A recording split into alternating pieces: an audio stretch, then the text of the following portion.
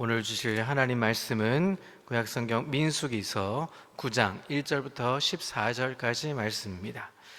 구약성경 민수기 9장 1절부터 14절까지 말씀입니다. 1절부터 13절을 제가 읽고 마지막 14절은 합독하겠습니다. 애굽 땅에서 나온 다음 해 첫째 달에 여호와께서 시내 광야에서 모세에게 말씀하여 이르시되 이스라엘 자손에게 유월절을 그 정한 기일에 지키게 하라. 그 정한 기일 곧 이달 14째 날 해질 때에 너희는 그것을 지키되 그 모든 율례와 그 모든 규례대로 지킬지니라. 모세가 이스라엘 자손에게 명령하여 유월절을 지키라 하매 그들이 첫째 달 14째 날 해질 때에 시내 광야에서 유월절을 지켰으되 이스라엘 자손이 여호와께서 모세에게 명령하신 것을 다 따라 행하였더라. 그때 사람의 시체로 말미암아 부정하게 되어서 유월절을 지킬 수 없는 사람들이 있었는데 그들이 그날에 모세와 아론 앞에 이르러 그에게 이르되 우리가 사람의 시체로 말미암아 부정하게 되었거니와 우리를 금지하여 이스라엘 자손과 함께 정한 기일에 여호와께 헌물을 드리지 못하게 하심은 어찌함이니까. 모세가 그들에게 이르되 기다리라. 여호와께서 너희에게 대하여 어떻게 명령하시는지 내가 들으리라. 여호와께서 모세에게 말씀하여 이르시되 이스라엘 자손에게 말하여 이르라. 너희나 너희 후손 중에 시체로 말미암아 부정하게 되든지 먼 여행 중에 있다 할지라도 다 여호와 앞에 마땅히 유월절을 지키되 둘째 달 14째 날 해질 때에 그것을 지켜서 어린 양의 무교병과 쓴 나물을 아울러 먹을 것이요 아침까지 그것을 조금도 남겨두지 말며 그 뼈를 하나도 꺾지 말아서 유월절 모든 율례대로 지킬 것이니라. 그러나 사람이 정결하기도 하고 여행 중에도 있지 아니한다면 하면서 유월절을 지키지 아니하는 자는 그 백성 중에서 끊어지리니 이런 사람은 그 정한 기일에 여호와께 헌물을 드리지 아니하였은즉 그의 죄를 담당할지며. 함께 읽습니다. 만일 타국인이 너희 중에 거류하여 여호와 앞에 유월절을 지키고자 하면 유월절 율례대로 그 규례를 따라서 행할지니 거류민이거나 본토이거나 그 율례를 동일할 것이니라. 아멘. 할렐루야. 오늘도 하나님의 은혜와 평강이 삶에 넘치시기를 그리스도의 이름으로 소망합니다.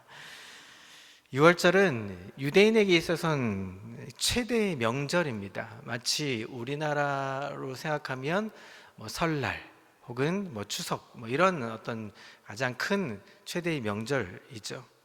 왜 유월절 절기를 지켜야 했습니까?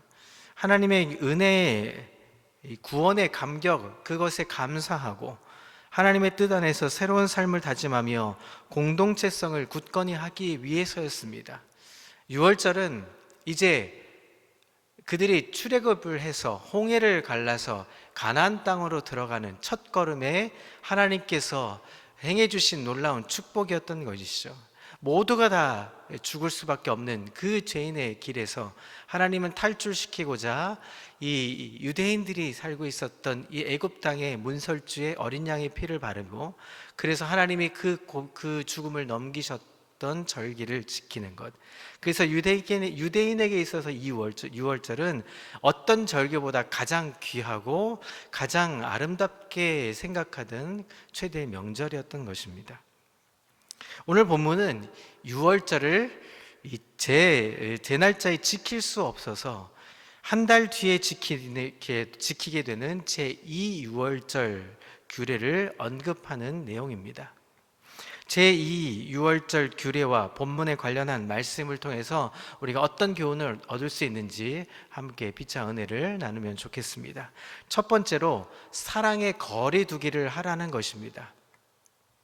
히브리 사회에서 정결법에 따라서 시체를 만지게 되면 이 죽음의 장사를 지내게 되고 시체를 만지게 되면 7일 동안 부정을 타게 돼서 격리를 하게 되어 있습니다.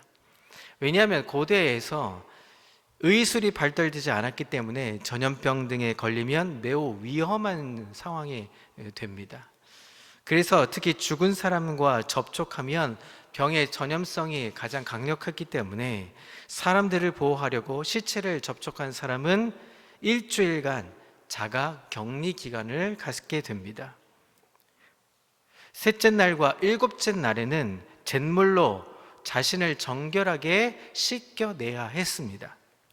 그런 율법을 보면 율법은 단순히 종교 의식에서만 머물러 있지 않았습니다. 사람의 건강을 지키게 할 수 있는 목적으로도 하나님은 그 규례와 법률을 지키게 만드셨다는 것이죠. 자신을 정결하게 하는 자가 격리 기간에는 공식적인 집회에는 참석할 수 없었습니다.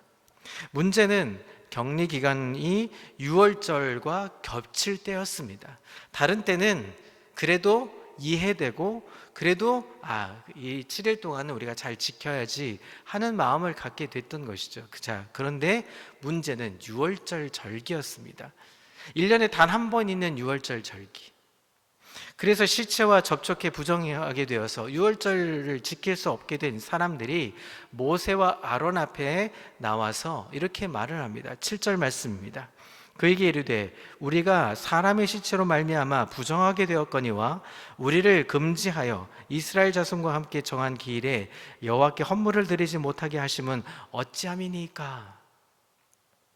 그들이 시체와 접촉해 부정하게 되어서 자가 격리를 하게 되었지만 유월절을 지키고 싶었습니다. 1년에 단 한 번 있는 이 최대의 명절, 하나님께 나아갈 수 있는 최대의 이 은혜의 이 명절에 헌물을 드리고 제사를 드리고 하고 싶었는데 어떻게 해야 합니까? 왜 우리를 막습니까? 라고 탄원하죠. 여러분, 이 이야기는 우리가 잘 알고 익숙한 내용의 이야기일 수도 있습니다. 왜냐하면 우리는 약 2년간 코로나의 이 사태를 우리는 경험을 했습니다. 코로나 바이러스가 창궐하게 돼서 이제 이 거리 두기를 해야 했습니다. 교회 대면 예배가 통제가 되자 어떤 사람들은 이렇게 유사한 이야기들을 탄원합니다. 방역 당국에 주일 대면 예배 금지를 지침을 내렸는데 주일에 예배를 드리지 못하게 하면 어찌함이니까. 마치 이런 내용이죠. 주일 예배를 드리고 싶다는 말입니다. 그때 어떻게 해야 합니까? 우리는 어떻게 했습니까? 사랑의 거리 두기를 했습니다. 방역 당국의 조치 때문에 하는 것도 있었겠지만 사실 우리가 교회는 자발적으로 사랑의 거리 두기를 실천했습니다. 우리 평강교회는 어땠습니까? 지금에 있는 이 붙어있는 자리들을 간격을 두고, 그리고 앞뒤 좌석의 간격을 두고, 그리고 일정 기간 동안은 또 함께 하지 못하고 비대면으로 온라인으로 예배를 드려야 했습니다. 처음엔 도대체 이해할 수 없는 일이었지만 그 거리 두기를 통해서 결국은 짧은 기간 이제 그 코로나 바이러스는 이제 지나가고 마치 감기처럼 걸려있다 할지라도 우리가 마스크를 잘 쓰고 그리고 자가 격리를 통해서 일정 기간이 지나고 나면 다시 예배를 드릴 수 있는 그런 모습으로 우리가 이 사랑의 거리 두기를 했던 것이죠. 율법보다 어떻게 보면 그 기간은 사랑의 실천을 했던 기간일지도 모릅니다. 사랑의 원리를 무시하고 여러분 율법을 고수했다고 생각하십시오. 어땠겠습니까? 조금 더 많은 기간이 필요했을 것이고 조금 더 많은 사람들이 힘든 고비를 거쳐가야 했을지도 모릅니다. 사랑의 원리를 무시하고 율법만 고수했다면 아마 더 힘든 시간을 보냈어야 했을지도 모릅니다. 주일 예배를 드리고 싶은 간절한 마음은 이해했지만 우리가 방역 당국의 지침을 따르고 주일 예배의 뜻을 고스란히 살리면서 우리가 비대면 온라인 예배를 드리면서도 우리는 예배를 할 수 있다는 것을 다시 한번 알게 되었던 시간이었죠. 여러분, 예수님은 안식일에 사람을 위한 것이지 안식일이 사람이 안식일을 위한 것이라고 하지 않으셨습니다. 마가복음 2장에 보면 사람의 생명이 먼저다라는 말씀을 하시는 거죠. 주일에 수술을 하지 않으면 죽는 급한 상황에서는 주일에도 수술을 해야 하는데 주일이니까 수술하지 않겠다, 이런 것은 율법주의에 해당하는 것입니다. 전염병자가 주일 성수를 하겠다고 교회에 나오는 것은 율법주의 중에도 가장 이기적인 율법주의일지도 모릅니다. 그때 사랑의 거리두기를 하고 다른 최선의 방법을 찾아 주일 성수할 수 있는 것들이 있다 하는 것이죠. 율법은 시체와 접촉해 부정해지면 유월절 행사 참석을 금지시켰습니다. 왜냐하면 많은 사람들이 운집했기 때문이죠. 많은 사람들이 운집했을 때 나도 모르는 이 전염병, 옮길 수 있는 수많은 전염병의 요소들이 노출되어 있기 때문에 그것을 사랑의 실천으로 하나님은 그 율법과 규례를 제정해 놓으신 것입니다. 다른 방법으로 얼마든지 이 주일 성수와 유월절 절기를 지킬 수 있는 방법들이 있었다는 것입니다. 구약 시대에도 자기가 정결하게 될 때까지 사랑의 거리두기를 했던 것은 타인과 공동체를 위한 조치였습니다. 구약 시대에 나병 환자를 격리시킨 율법도 나병 환자의 인권을 무시했던 것이 아니었습니다.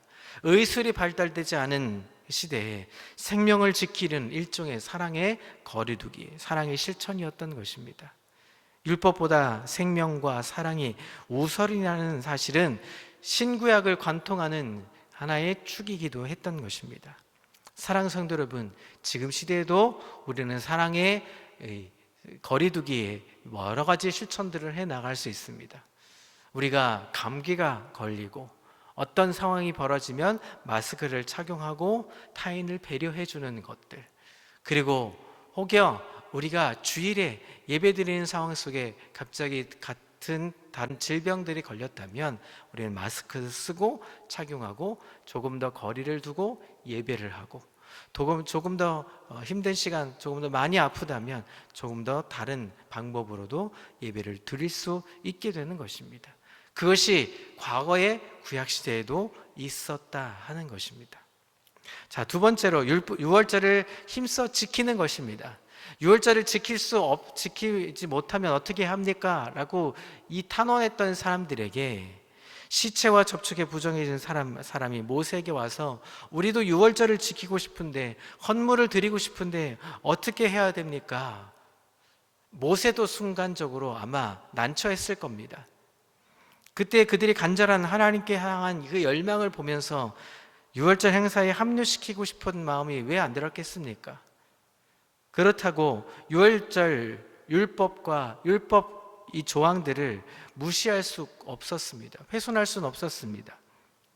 고민하던 차에 8절에 보니까 모세가 그들에게 이렇게 얘기합니다. 기다리라. 여호와께서 너에게 대하여 어떻게 명령하시는지 내가 듣겠다. 모세의 조치는 매우 현명한 조치였습니다.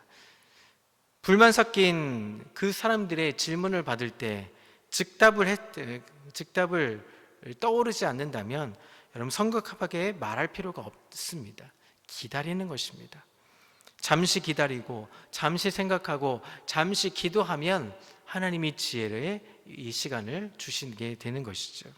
한 템포 늦춰 말하는 법을 우리는 훈련해야 합니다. 오늘도 우리는 살아가면서 수많은 말을 하게 되고 수많은 질문을 받게 되고 수많은 이야기를 하게 됩니다. 나라를 위해서도, 우리가 다른 교회의 상황에서도 많은 이야기를 듣고 많은 대화를 하게 되고 많은 질문들을 받습니다. 그럴 때 우리가 어떻게 해야 됩니까? 기다려야 하는 것입니다. 기다릴 때 하나님은 우리에게 답을 주십니다.